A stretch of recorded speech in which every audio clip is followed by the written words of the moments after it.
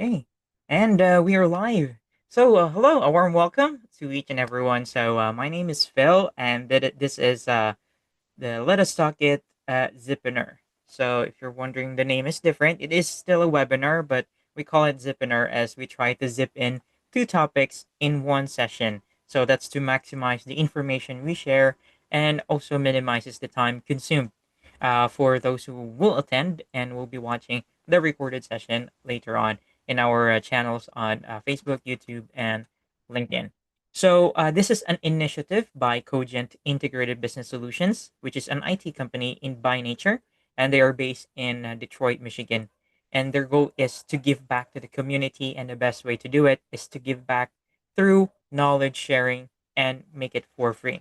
There are lots of professionals who've actually made knowledge, coaching, and training in a form of subscription and all sorts. And there are some who aren't capable yet to be of those services. So here in Let Us Talk It, we invite professionals and has enough experience definitely to share their best practices and whatever works for them to get them to where they are right now and share that part into this Zipinar for everyone, and they give their time, their knowledge, their experience, and best expertise for free for this 1 hour session. And we have two guest speakers, which will only have 25 to 30 minutes, sadly, to share their parts or the chosen topics. But definitely, this is worth the watch. So make sure to join us, especially in Zoom, to interact with them,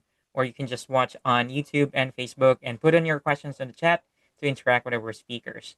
And I'm excited to share to you the best topics that they have chosen today to share to us.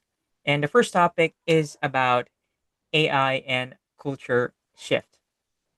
So AI is transforming more than business strategy, and it's transforming workplace culture. And this session explores how innovation shifts leadership, teamwork, and everyday work habits, and how everyone can find their role in this change. And to talk about this topic is a VP of AI implementation, currently thriving at that position at RNL, and prior to that, as the Director of Creative Technology Strategy, AI and Futures at Weber Shandwick, and stands out in the field of emerging tech consultancy, focusing on crafting and implementing comprehensive artificial intelligence strategies and tools for impactful internal and external functions for Fortune 500 clients. And also rooted in a strong engineering and economics foundation from a Belarusian university, and her curiosity in math blossomed into an expertise in artificial intelligence since 2017 through the research for Google Creative Lab and her nonprofit organization, which contributed to her leadership in driving innovation across diverse industries for over 9 years. Imagine that experience, and here she is today to share that part for about this topic that she has chosen to share on this platform. And please help me welcome Daria Dubius and for the first topic today. Hello, Daria. Yes. Hi. Hi, Hi. everyone. Thank you so much for introduction. Very excited to be here and talk about this topic that really inspired me in the last several years, especially with the culture change piece. There are a lot of technology shifts that are happening in society, but this one is definitely something new to all of us. So let me try to share my presentation right now. Um, let me know if you can see my screen. Yes, it is Okay, visible. perfect. I'm sorry? Yes, it is visible. Okay, Yeah. wonderful. So I want to open the presentation with something that I heard a couple of years ago, and I think that nothing really touched me better than this phrase. Nobody phrases it this way, but I think that artificial intelligence is almost a humanities discipline. It's really an attempt to understand human intelligence and human cognition. I think there's so much depth to it that I recognize year after year. I actually implemented this specific quote a couple of years ago on one of the presentations, and then I kind of rediscovered it over and over again because as we go, um, understanding of AI, understanding of our kind of human interaction and our culture is definitely at the intersection and kind of it's changing each other in a way. So I definitely want to start with a little bit of kind of presenting kind of why me, why I'm talking about this cultural shift. And I for that I definitely want to jump into kind of my background. I'm coming from kind of post-Soviet Union space. About 15 years ago, I moved to New York from Belarus, from Minsk. Belarus is post-Soviet Union kind of society that is still driven by its old values.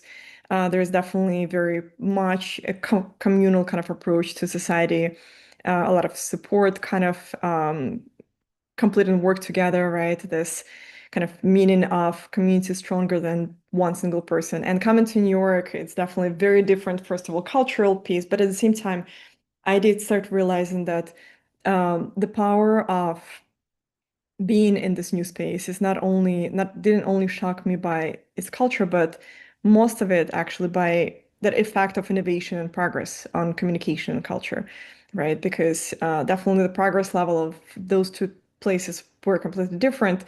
And I did recognize how much the culture and communication and society shifted with this transition of more kind of deeper innovation pace and progress of society. So my name is Daria, and I'm a creative technologist and AI implementation strategist. There are many titles that I've held. There are many more that I can add here, but one of the things that I kind of hold closer to my heart is this definition of creative technologist, which was technically never really understood. It meant so many things. It meant electrical engineer, it meant researcher. We would create designs, we would create interactive installations and prototype new devices or interesting software. We would experiment with VR and things like that.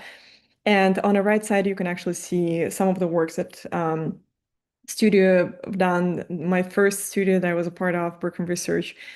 But at the very core, why I still hold on to that kind of definition of myself is because of the core abilities that it gave me. It trained me to be flexible. It trained me to adapt, to unlearn and relearn again. That we would constantly be breaking and fixing things and researching. And so all of those things that actually by itself create the definition of innovation lab, right? You probably noticed that innovation labs start appearing in many large organizations and small organizations at this point. Uh, and why exactly is because of the need and kind of necessity to move faster, to create that speed of adoption and problem solving. So now let's bring it kind of back to where we are now, right? Why are we talking about Innovation Lab? Are we talking about this kind of characters of innovation by itself? Is, of course, not surprise because of AI, right? AI really shifts a lot of things for all of us. It shifted the way we live our life. It shifted kind of bigger level outside of us, our society, and then of course, it also shifted the way we kind of come together as a collaborators in our organizations.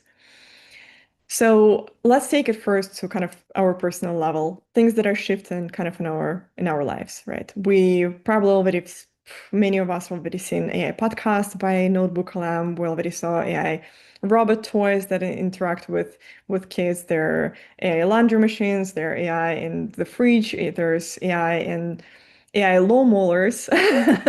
Actually, in one of the regions in Orlando that I'm so a lot of times go to. There is vibe coding, so those jobs are not the same anymore.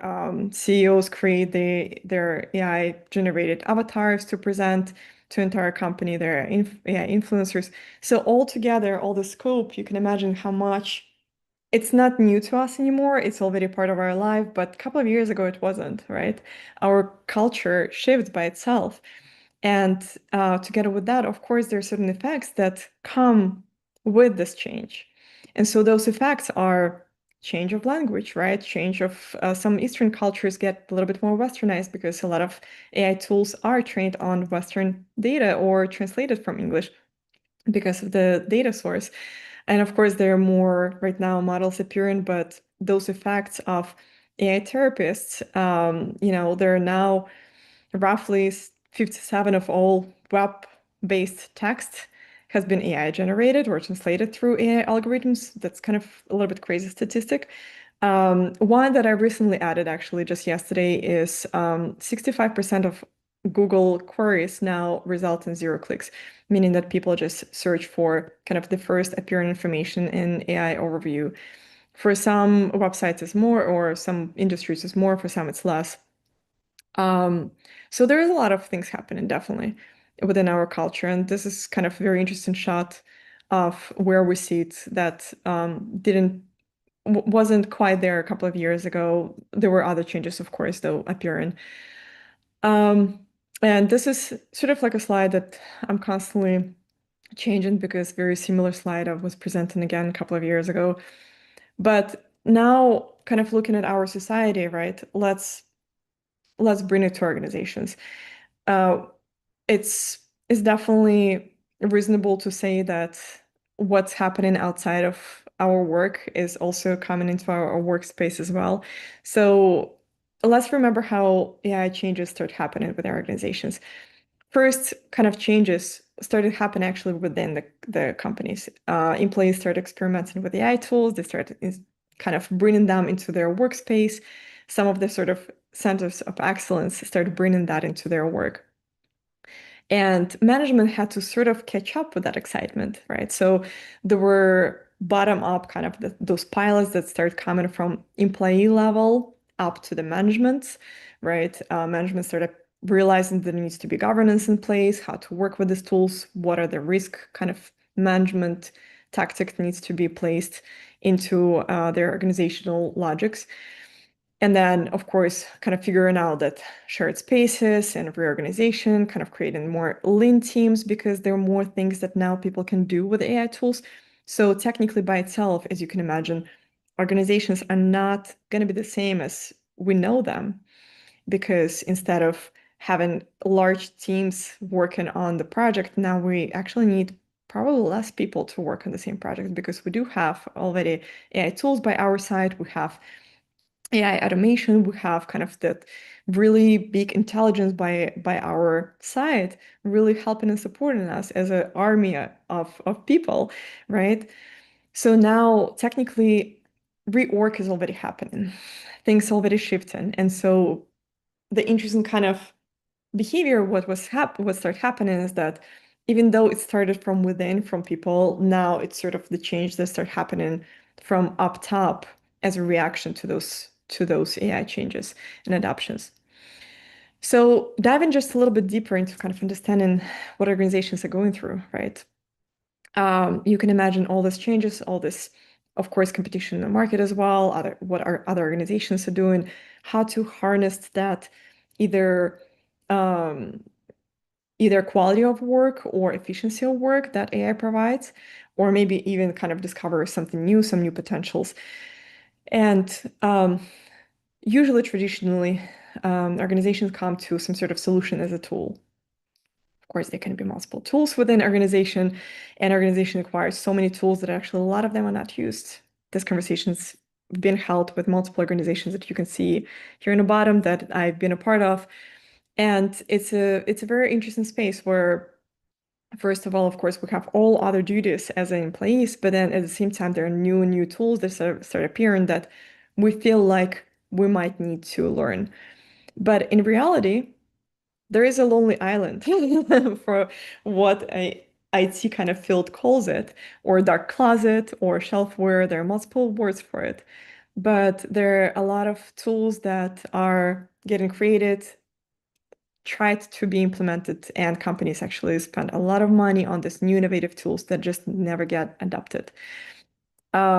Just a very small kind of pocket of something that I decided to put on this slide. There's definitely much more that I had to put, but very obvious things like devices that companies try to create. AI pin, um, Rabbit AI, and other solutions that companies try to implement, but there is a huge waste. There is approximately 30 to 40% waste on software product that is happening within especially Fortune 500 companies. And of course, everyone is kind of realizing that it's not a path. Tool is not a solution. It's not just one kind of tool fix it all. And that's why there is a bigger, broader research that AI teams or this innovation labs that start creating. Just a little kind of sneak peek into that, not to kind of get too much into the weeds, but I've been a part of AI or innovation teams for quite some time, and there are a lot of things that happen in within those teams, right? What we a lot of times are approaching are vetting tools, really researching what is out there, what is coming up, social listening, what are people right now doing, what they're experimenting with, what are new tendencies or new kind of culture shifts that are happening. And then developing some programs with HR in order to bring those innovations into the companies and then at the same time creating value strategies and kind of proposition for leadership, discovering kind of risk tolerances, right, for the organizations or for the clients, and of course, like big pieces, cross collaboration with other teams, because we can represent AI, but how this, for example, AI tools or strategies would be implemented within different teams and what are the values behind kind of that intersection of expertise of that team together with AI is very different. So now kind of picturing everything that's happening within kind of organization mindset, right? And kind of shifting all the way the work is now handled and teams are organized. Now let's kind of look at how this kind of reacts back into individual level. So on the individual level, of course, there now, as I mentioned, we all have AI co-pilots, we have agents that start appearing within companies that people start kind of creating, and it's not only one agent. A lot of times it's actually the biggest value is within kind of management of group of agents that need to be kind of created almost like a team that individual manages, right? So there is like managerial skills that needs to be learned that very much actually can be applied within AI solutions as agents. Now it's possibly more directing versus doing, where a lot of tasks can be, of course, created by AI, but at the same time, there still needs to be expertise level to see kind of to what degree it created work and then dive deeper into your expertise to kind of produce even higher level of knowledge of your work. There is a lot of Q&A and sources and sourcing that is happening. Critical thinking is such a key skill right now in this era. And of course, privacy hygiene, right? We all need to be aware of the tools that we're using, where this data that we input in is, and then in the net, and kind of what at the same time, kind of opposite, what kind of context we're bringing, and how it defines the output, right? At some point it was popular to be aware of the prompts that we're writing, but now even higher level, other than prompt engineering, there's context engineering, which is very important as well. Of course, writing the prompt is great, but then bringing the right context for the right output is a lot of times right now is a key together with the right data. So that's kind of very interesting shift where all of us now need to not only rewire ourselves and our learning and our patterns of how we present ourselves at work, right? But at the same time, also kind of understanding what is happening within organizations, kind of the shift of mentality that, hey, now one person can actually do much more. So there's expectation of if you use these tools, you would be able to kind of produce more and you might not need such a big teams. And we do definitely see kind of reduction in stuff happening, not only because of that, but that's one of the factors as well that are happening. And all of us definitely need to kind of now not only rely on organizations, but at the same way as computers came into play at some point, right? We need to upskill and kind of get up to speed with the knowledge. So things that are just a little kind of, again, sneak peek into works that I've been a part of. It's definitely a lot of kind of supporting innovators and pilots, kind of finding those centers of excellence within organizations. Centers of excellence is technically people who are curious about AI, but at the same time also experts in their own field. So going through kind of search and that, building trust and kind of asking them for help and kind of collaboration, as I mentioned, that cross-team collaboration.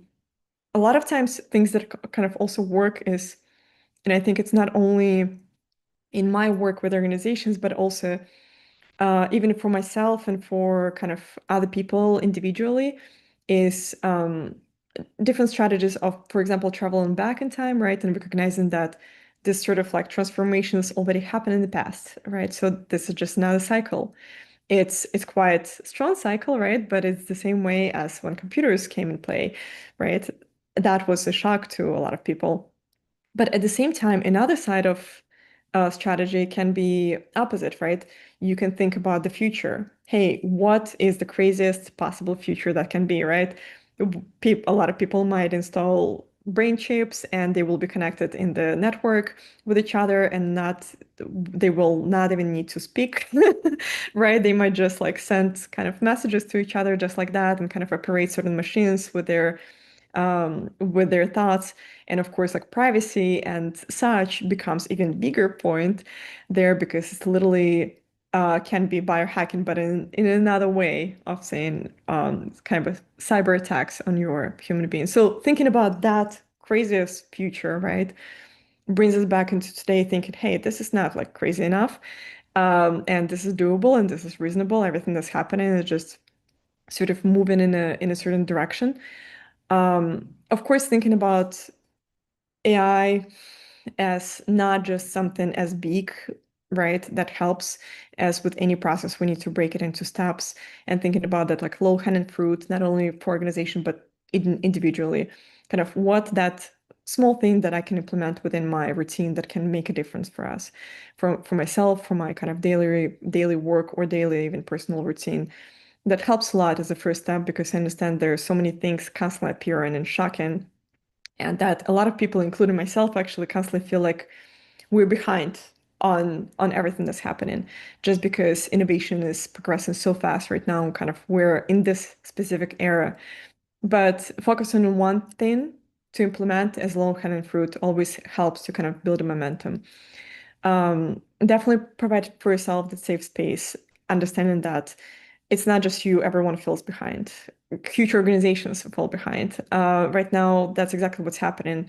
Some smaller companies can actually escalate faster than larger organizations and just provide this self space for yourself, for your employees, if you're a manager, for your or if you're owner of the company, right? Provide the safe space for people to ask basic questions and to start with the basic things.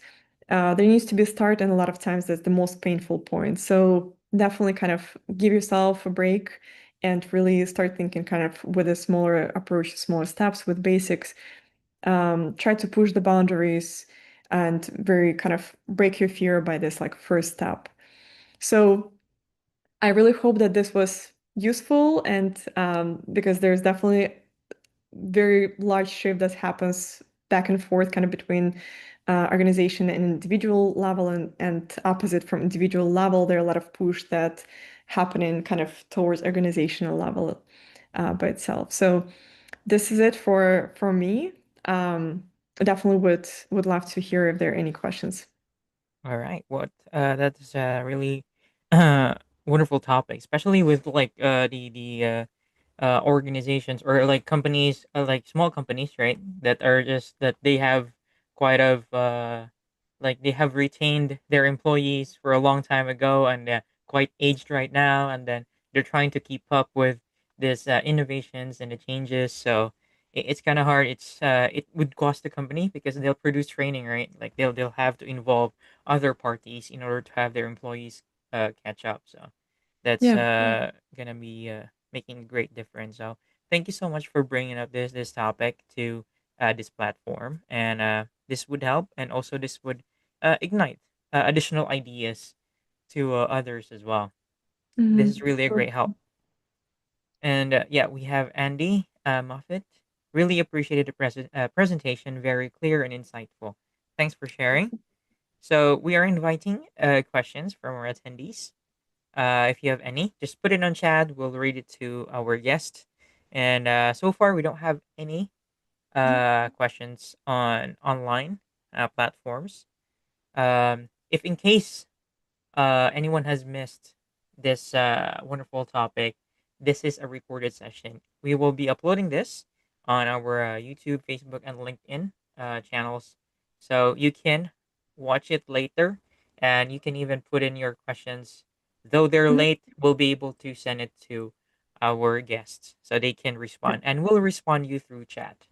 All right. And So, I will be happy to also connect with people and respond to any questions. I'm very passionate about what's happening, so feel free to also connect with me on LinkedIn, say hi, and let's have a conversation. yes, just mention her topic that you have watched, and then Mhm. say hi, and then yeah, you with your connection invite. So, Okay. Daria is pretty much responsive and approachable. So, I as like I was able to easily get her yes in joining this free initiative. So, really appreciated for that, Definitely. Daria. Always glad to be a part of initiatives like that. So thank you so much, and thank you so much everyone for watching. Looking forward to connecting with any of you. Thank you. All right. Thank you so much, Daria. And yes, that will be the end of the first topic that we have for today's Zipinar. And we'll be moving to the second topic. Again, thank you so much, Daria. And yes. All right. So for the second topic that we have today, the topic is about investing in yourself. So this is kind of related to the like fast changing, moving innovations and upgrades with the technology. So investing in yourself also plays the part because it's not just always the your employers or a company will definitely invest in to make sure that you're able to catch up. You have to invest in yourself too. So this is about the habits that define long term success. And this topic focuses on how to build yourself and revisit yourself for a suitable growth and success. And to share this topic to us and discuss is an associate manager in EY, uh, lieutenant commander, who is a retired Indian naval officer with 11 years of distinguished service in the Indian Navy, where she developed expertise in leadership, strategic operations, and team management throughout her military career, and also demonstrated a strong ability to perform under pressure, manage complex tasks, and execute critical missions with precision. And after transitioning from the Navy, our guest now serves as a configuration specialist and implementation analyst at Ernest Young.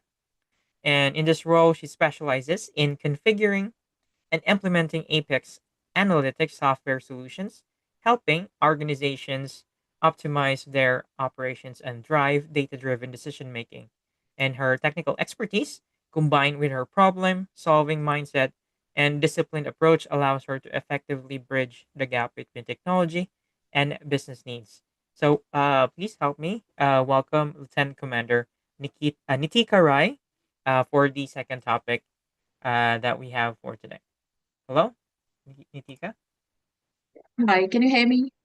Yes, we can hear you. Thank you for coming in to today's Let Us Talk at Zipinar session. We're very pleased and honored. So you can have the microphone.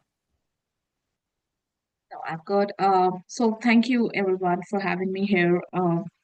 And I know, this topic is really close to me and uh investing in yourself is the investment which always compounds, right? And while I was just, while I selected this topic and gave it to, Phil, and then I thought, let's take a pen and write about how I invested in myself, um, when I was, very young, when I was studying, and then when I was doing my graduation, post-graduation, and then when I moved to, armed forces, then I got retired, and then I realized that it's not a journey which was very easy, number one, and which has not taken time, which has wherein I haven't received failures.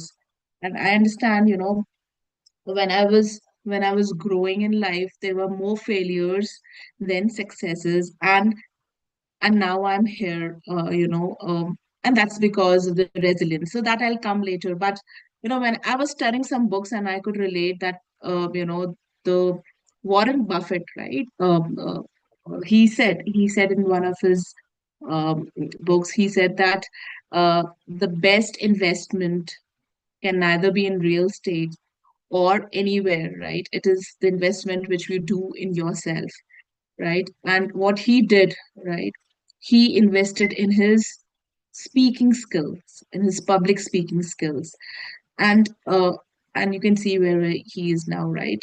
So what I'm trying to say is, there are many things which are linked to investing, whether it's a career, whether it's your relationships, whether it's your day-to-day activity. I always start, calculations, very, very tiny calculations, and in order to achieve a long-term vision, right? So when I was just reading some books and trying to understand that how the mindset of an individual works, it will always take you negative at first instance. You get up in the morning, you thought of sleeping again, right? And then you have to push yourself to do the task for the day. So what my father told me, right, uh, when I was in college, that was late, uh, early 20s.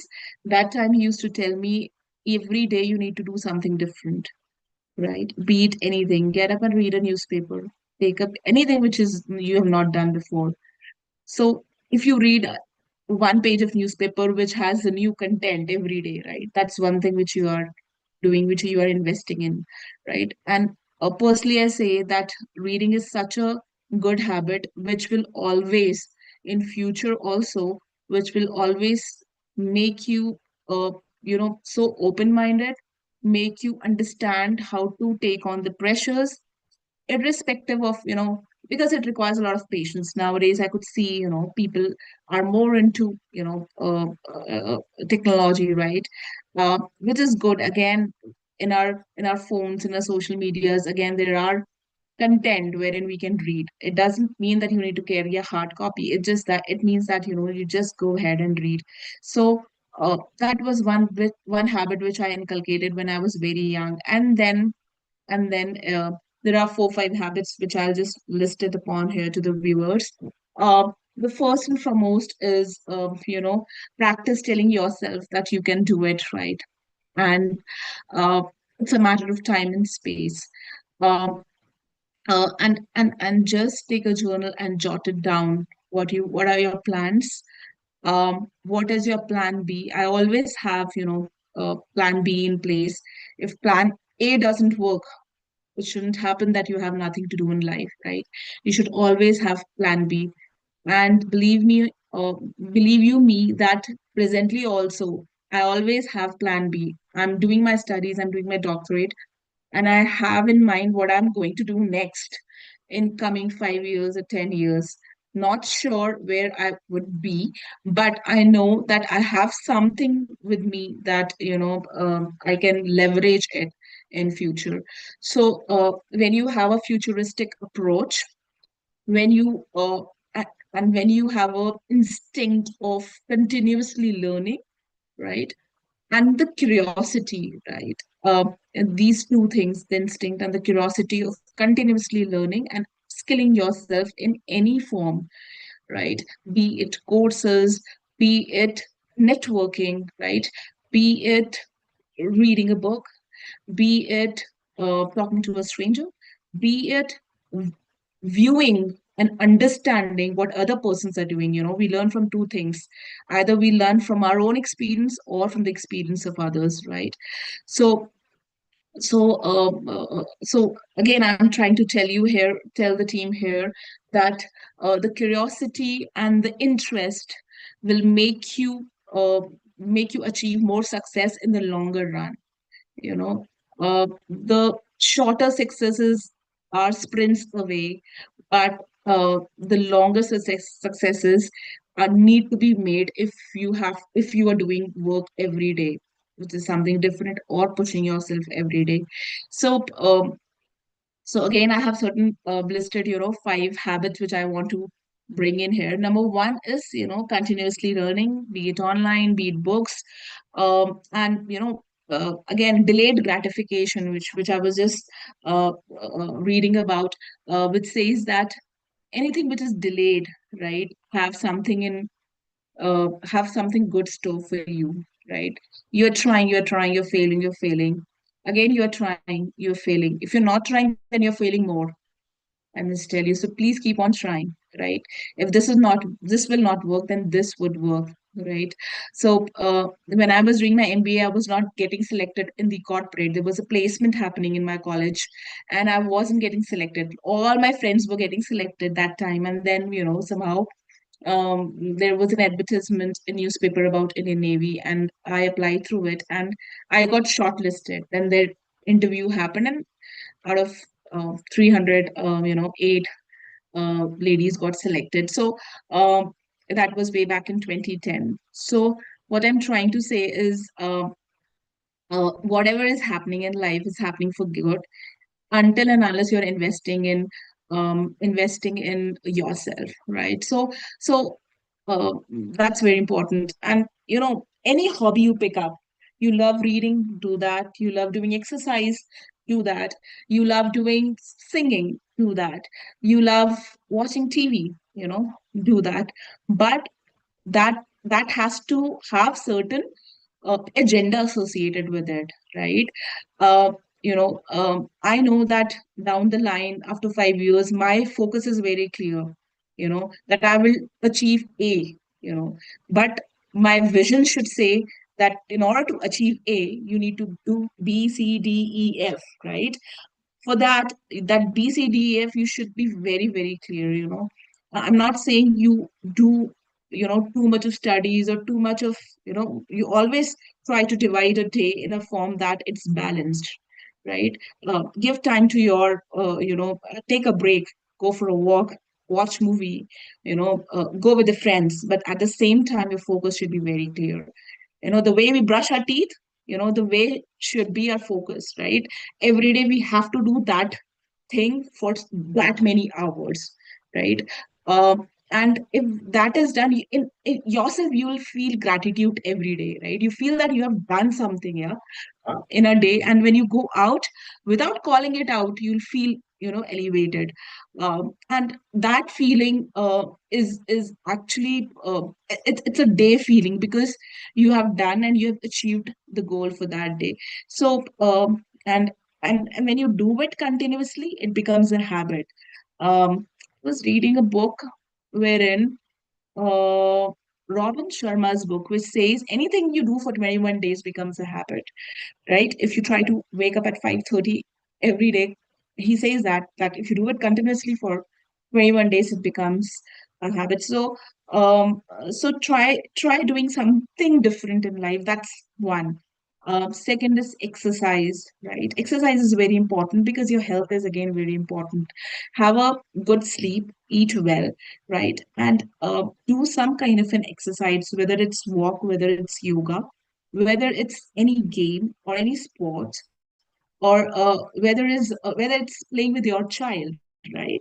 Um, so any kind of an exercise, if you are inculcating in your routine, will always help you and keep you motivated again. Because uh, with exercise, there's health and wellness which comes into place, wherein your mental attitude, your mental discipline, your grit your determination, your discipline. Yeah, those kind of 4 5 jargons which I'm speaking, they are all in place, right? So what I have personally felt is exercise is very important, right? If you're investing in yourself, right? So second is that. Third is, you have to be very clear of what is urgent and what is important. We need not to be stupid. We cannot take a book and read all pages, if it's a course book. I need to be very clear, uh, what what is my what's the subject, what is going to be asked, whether it's a career interview or whether it's an written exam, or whether anything wherein you need to talk about it, right? You need to be very, very clear as to what you want to study. Because we need to be a smart learner than a hard worker. So it's smart worker than a hard worker, right? Smart worker means you are quick and you are smart in telling yourself the difference between what is important and with what is extremely important, right? Something is, so some tasks are to do tasks, need to know, right? And some things are you should know. So there is a difference. So don't keep your head down and keep on writing 100 pages and revising. Yeah, the hardest of the hardest exam, you can crack it if you are smart, right? And that smartness come if you do homework, right? Go understand so you are doing something which somebody have has done in the past, right? In the world somebody might have done. So go try to understand, do networking, talk to people and understand that what is important. Maximum what will happen, will fail, but again, it's okay not to be okay, right? It's absolutely fine. So we must understand that it's actually awesome. When you fail, you should be happy and you said, oh fine, I tried, right? And you are one level up, right, of yours. So compete with yourself, don't compete with others, right? Because again, the topic is investing in yourself. So when you compete with yourself, uh, then when the results will come, you will say, oh, it was mine. Yeah, it's absolutely mine, whether it's in negatives, whether it's in positives, right? And you always have plan B in place. What if I'll not get selected in AB exam? I will do this, right? What if I will not? So you are clear. People come in depression. Oh, what will happen? I'll not be selected, so and so. No, don't be a fool, right? Be a smart person. Be You should be mentally resilient. Mental resilience is very important, right? Be smart and tell yourself that if you don't know, that's okay, you will know it. I mean i mean what is not achieved without hard work, right? What is not? It's just that we are not aligning things in correct way, right? We'll try align it and then it will be done. I mean, humans are doing it, right? So if somebody, a person has done, we can also do it, right? It's just the matter of doing it in a correct form, get being focused, okay, and disciplined, and be a smart worker, and always have plan B, right? So that's the first was reading, second was exercising, third was the smart worker and a hard worker, and then is networking and relationships, right? Networking is very important. When I was in service, we were not supposed to use social media, right? And when I transitioned, I was like, how will I know people? I don't know people around, right? In civil war, I don't know at all. So I know people in forces, but when I go out, I don't know the jargons. In my military, the jargons are very different. In outside we call organizations, we got CEOs, right? In our navy, in our forces, we have commanding officers, right? So totally the jargons were very different. I wasn't able to use the Teams channel, to your surprise, right? And I was like, how will I operate Zoom team? I haven't done that before. We were very so armed forces is very practical in the sense, physically you're more present, right? So virtually is very less. So I was like, what is Teams? What is, how will I do the chat? And so, 11 years, 10 plus, 11 years, a decade plus in Navy, and then you transition. So you unlearn everything and you relearn it, right? And you don't unlearn your soft skills because as an officer, right, that mental strength you have, anything which you will take, you will be able to deliver. So that faith people had in me, right? And when that faith people had in me, that she will deliver whatever be the matter. But I study, so I was never into coding, I was never technical, but somehow I got a platform where I remained grounded. And I had spoken to my seniors, my juniors. I told them I want to understand this. I want to be in corporate, so I want to know your language. And when you go and and show yourself that you don't know, and actually you don't know it, then people are there to help you, right? So that kind of, staying grounded is very, very important, because everyone is best, his or her best every day, right? There are qualities in me, there are qualities in you. We are learning from each other. There are good qualities in me, bad qualities in, please accept the fact, right? So I unlearned and relearned everything. And now it has been 4 years in corporate and I'm liking it to the core. There is no comparison, but I have made a point that upskilling is very important, right? Very, very important. And upskilling, not everything. You can't learn everything in life, right? But you need to know which path are you going, which domain you want to focus, which subject you want to choose, where you want to excel, whom you should talk, whom you should not talk, right? That's what, and not talk means the bit. So not again, I want to highlight is that, there is an art of saying no, right? When I say there's an art of saying no is you should know when to be available, when not to be available, right? And again, that's all investing in yourself. That's not wrong. That's not wrong. And I'm telling you, people will respect you if you respect yourself, right? So you need to be very clear that I have to go here, meet 10 people, come back. I have to go here, meet 10 people, stay for 1 hour, right? Enjoy for 1 hour and come back. I have to go with him or her on a holiday, come back. It is not wrong, but you should know your limits, right? You should set your boundaries, right? So people will say, oh, Nitika or somebody AYZ, she knows what is she doing. She's not a fool. She's available, right? But she's aware what her focus is, what so she's aware, and it's not selfishness, right? She's not selfishness. It's because you're doing good, right? You are not doing any harm to anybody else, right? You're respecting their time as well, right? And you should be able to take no as well. If somebody is saying no, you should be able to understand the fact that why he or she is saying, and that's a broader perspective in life, right?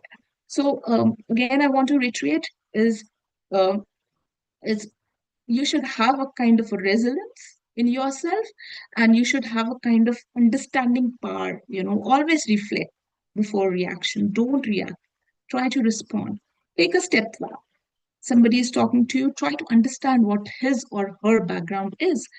When I migrated, transition from Navy to corporate, there the jargons were very different. People talking were very different. This in civil life was completely different. My civilian environment is completely different. And for me to tackle it was very, very difficult initially. But I should understand, and I understood that, they are coming from that background. And I always try to, meet people and try to understand them, right? That and appreciate the fact that they are coming from, that carrying their roots. And you learn from it. Go to the people, learn and come back. Learn and come back, right? So no shortcomings or nothing. So that will make your mind clear, right?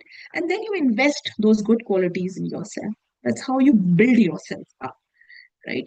And last thing, not last thing, but again, I want to say that whatever you are doing, um, you keep it to yourself and try doing SWOT analysis again and again. Not again means not every day, but try to do SWOT, every 15 days or within a month, right? And understand SWOT, right? Strength, weakness, opportunities, threats, right? Because uh, the market is changing, the people you're changing, the people you're interacting are changing, the patterns are changing, right? And how will you know this is by reading, by connecting again. I will circle back to that only. So that's very important. And And while you are doing all this, you know, keep a child within you. Enjoy your life, right? It's not very serious. The discussion here is not very serious. It's absolutely normal. It's enjoyable, right? And and when you're investing time for 16 hours, or say for matter 18 hours, right, in a day, and you're happy, then that's not a burnout, right? That's not a burnout. You're enjoying. I love playing, for example, I love playing badminton and I'm playing for 6 hours, 2 hours, take a break, have breakfast, come, like, after 3, 4 hours again play, right? So people will say, oh, you don't get tired. Or I'm reading a book, I'm reading one book, and then after, 10 minutes or 15 minutes, I take a break, or I'd gone out, came back in a lift also reading a book, gone someplace, carry one book and just read one page sideways, sitting on a bus reading one page. What boring, but how boring you are, right?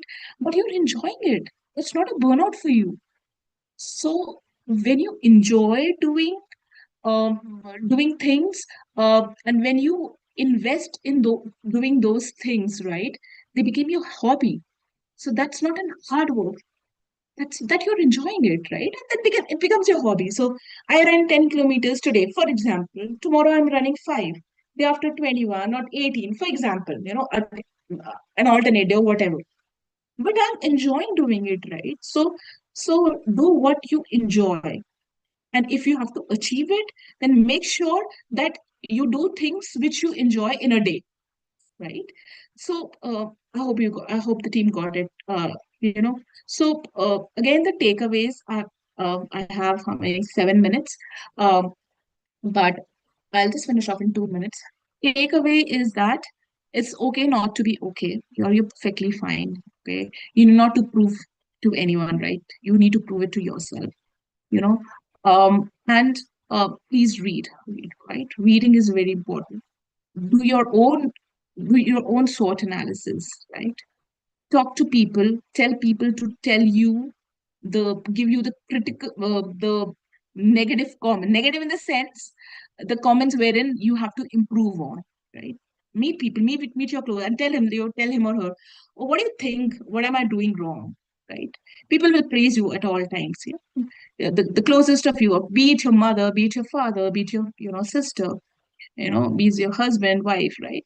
Tell them, what am I doing? Ask them, what am I doing wrong, right? Anything which you feel that I should be, just take a note of it. Take a note of it and understand that, whether I need to improve it. Again, you need to be very smart, right? So, and this smartness comes from interacting with people, from reading, right? From keeping your eyes and ears open, right? And and having a kind of an attitude that if it's not happening, that's fine, and if it's happening, that's also fine, right? Because I did it, right? Because I worked on it, yeah, right? So, just get going, right? And everyone is irreplaceable. Everyone is unique, and in the earth everyone is unique. Everyone has a different quality.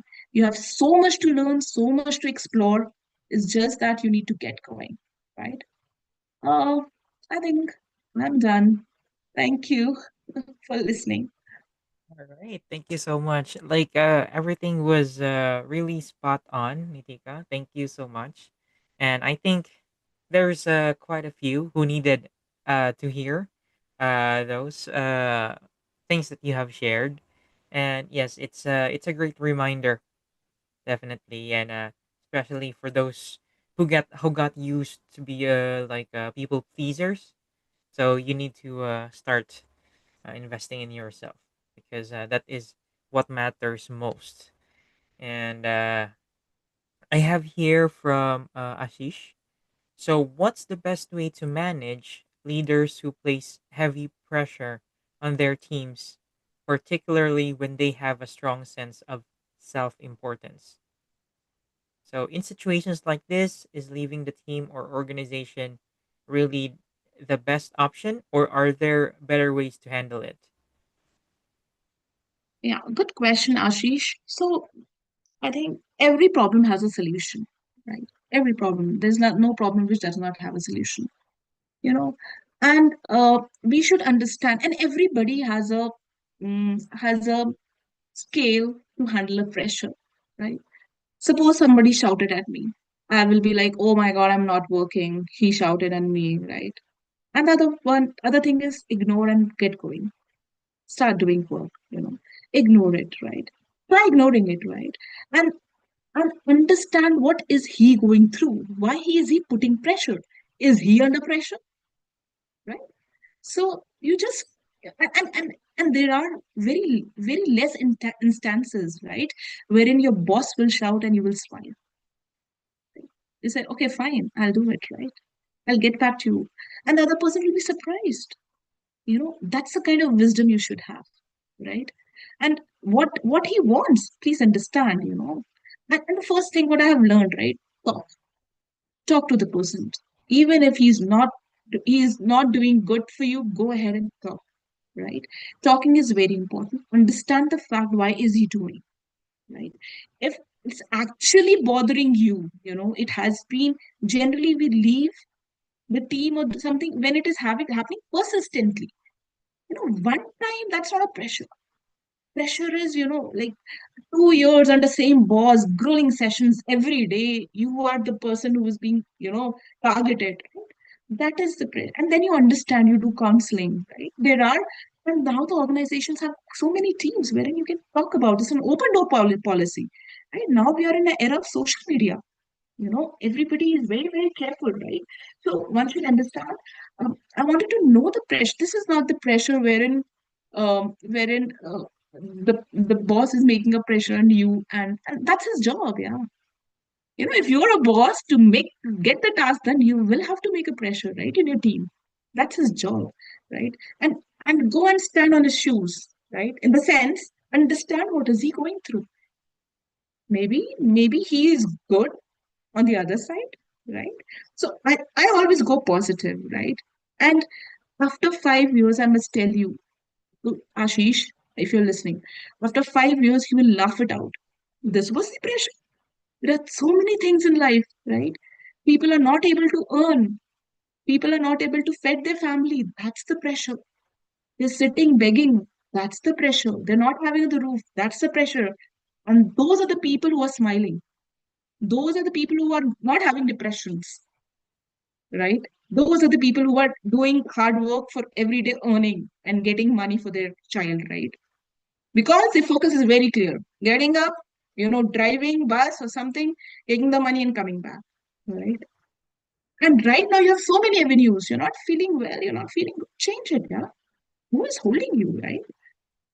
Right? Just change it. Change your attitude. Try. Try changing. Try talking to that. Try to resolve the problem. You know, don't go away from the problem, because this is a very common problem. This is not happening in the world only to you. It's not a disease, right? It's not happening only. So that pressure has a way. There's a way to handle it, right? So if I'm making sense, to my understanding is, pressure depends on the person who is taking it, right? If I'm not taking it as a pressure, I'm fine, right? You keep on yelling, right? I will deliver. My job is to deliver. You need to be very clear. I will deliver. I'll be very focused. And I came here as for the delivery, for giving you results, for making the organization a better place. That I'm doing. So I think I'm making sense. Thanks for the question. Yes, it does, and I hope that actually gives light to you, Ashish. Thank you so much for putting in a question. Anyone is welcome to do the same. Put question on the chat, and we don't have any just yet on our online platforms, but definitely for those who are watching live as well, thank you so much for investing your time as well in listening to this free knowledge sharing platform. So we welcome you to share your opinion or questions as well, as this is a knowledge exchange as well.